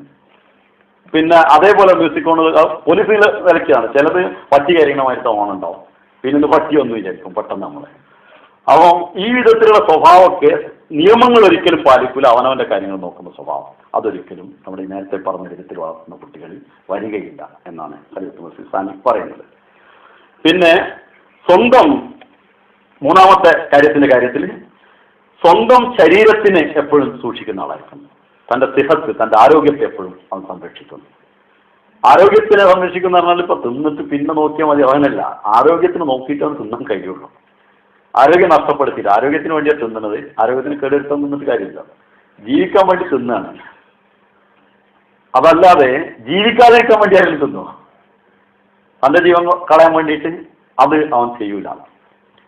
ഞാനെങ്കിലും തിന്നണ്ടേനോ പറഞ്ഞതാണ്, ഞാൻ കാര്യം ഇവിടെ എഴുതിയത് വായിച്ചു പോവാണ്. പിന്നെ ജമാഅത്തിന്റെ സ്വത്തും ജമാഅത്തിന്റെ പിന്നെ ഹക്കുകളും അവകാശങ്ങളും എപ്പോഴും സംരക്ഷിക്കും. അത് അഹമ്മദി ജമാഅത്തല്ല, അവൻ ഏത് സമൂഹത്തിൽ വർക്ക് ചെയ്യുകയാണെങ്കിലും ആ സമൂഹത്തിന്റെ സ്വത്തും അതിന്റെ അവകാശങ്ങളും സംരക്ഷിക്കുന്നവനായിരിക്കും. ഒരിക്കലും മറ്റുള്ളവർക്ക് ദോഷം വരുത്തുന്ന പണി ചെയ്യില്ല. വേറെ എന്തെങ്കിലും ഗുണങ്ങൾ ഉണ്ടായിരിക്കും, പക്ഷെ വേറൊരുത്തിന് അതുകൊണ്ട് ദോഷം വരുമെങ്കിൽ അത് ചെയ്യില്ല. എത്ര ശക്തമായ ശിക്ഷ നൽകിയാലും സഹിക്കുകയാണ്. ജമാഅത്തായിട്ട് ചിലപ്പോൾ ശിക്ഷ കിട്ടും, സമൂഹത്തിൽ ചിലപ്പോൾ ശിക്ഷ അനുഭവിക്കേണ്ടി വരും. അത് സഹിക്കും. അത് ഞാൻ ചെയ്തതിന്റെ ഫലം ഞാൻ അനുഭവിച്ചേ പറ്റൂ എന്നതിൽ സന്തോഷപൂർവ്വം അത് സഹിക്കുന്നു. അടുത്ത നാലാമത്തെ ഘട്ടത്തിൽ അള്ളാഹുമായിട്ടുള്ള ബന്ധം അത് കഴിഞ്ഞാൽ തീർന്നു. ഇതൊരു പറയണേ, അയാൾക്ക് അള്ളാഹുവിന്റെ വചനങ്ങൾ കേൾക്കുവാനും അള്ളാഹുവിന്റെ വചനങ്ങളോടുള്ള ഒരു പ്രേമവും സ്നേഹവും എപ്പോഴും ഉണ്ടാവും. അള്ളാഹിന്റെ കാര്യങ്ങൾ കേൾക്കുന്ന അതിലൊരു സ്നേഹവും പ്രേമവും അതിൽ ഉന്മത്തനായിരിക്കും. അതേപോലെ അള്ളാഹുവിന്റെ പേര് കേട്ടാൽ, പേര് പറയുമ്പോഴും വളരെയധികം അതവോടുകൂടിയും മഹത്വത്തോടുകൂടിയും ആ സ്നേഹവായ്പോടും കൂടി അത് അവതരിപ്പിക്കുകയുള്ളൂ. ജനങ്ങളിൽ താമസിക്കുമ്പോഴും അതിൽ നിന്ന് വ്യത്യസ്തമായ ഒരു നിലയിൽ അള്ളാഹു വിലയം ചെയ്ത പോലെ അയാളെ കാണാൻ കഴിയും. ജനങ്ങളുടെ ഇടയിലായിരിക്കും, പക്ഷെ അയാൾ വിലയം ചെയ്ത് ജീവിക്കുന്നത് അള്ളാഹുവിന്റെ തിരുസവിധത്തിലായിരിക്കും. അള്ളാഹുവിന്റെ സ്നേഹത്തിന്റെ അടയാളങ്ങൾ അയാളുടെ ഓരോ വാക്കുകളിലും അയാളുടെ ചലനങ്ങളിലും നമുക്ക് കാണാൻ സാധിക്കും. ഇതാണ് അള്ളാഹുവായിട്ട് ബന്ധമുള്ളതിന്റെ അടയാളം. ഇനി നമ്മൾ തീരുമാനിക്കാനുള്ളത്, ഈ പറഞ്ഞ അടയാളങ്ങളുള്ള മക്കളെ നമുക്ക് വളരണമോ എന്നുള്ളതാണ്. അതിൻ്റെ വഴി ഇതേ ഉള്ളൂ, വേറെ വഴിയൊന്നും ഇല്ല. അത് ദൈവികമായി എന്നെ അറിയിച്ചത് എന്ന നിലയിലാണ് ഹുദൂർ പറയുന്നത്. ഇനി നമ്മൾ അനുഭവിക്കുന്ന ചില പ്രശ്നങ്ങളുണ്ട്. ഇതൊക്കെ നമ്മളിൽ ഇല്ലാതിരിക്കാൻ നമ്മൾ അങ്ങനെ വളർത്തിയില്ല, അല്ലെങ്കിൽ സാഹചര്യങ്ങൾക്ക് കിട്ടില്ല. നമ്മൾ ആരെയും കുറ്റം പറയില്ല, അവർക്ക് അതിനെക്കുറിച്ച് അറിവില്ല, ആരും ഇത് പറഞ്ഞു കൊടുത്തിട്ടുമില്ല. ആ സാഹചര്യത്തിൽ നമ്മൾ ഈ ഒരവസ്ഥയിലെത്തി. ഇനി നമുക്ക് എന്ത് ചെയ്യാൻ പറ്റും, ഇത് നമുക്ക് രക്ഷപ്പെടാൻ നമുക്ക് എന്തൊക്കെ വഴികളുണ്ട് എന്നുള്ളതാണ് അടുത്ത ചർച്ച. ഇൻഷാ അല്ലാഹ് അടുത്ത ക്ലാസ് കൂടി അതും തീരുമെന്ന് കരുതുന്നു. വാഹുദവാന.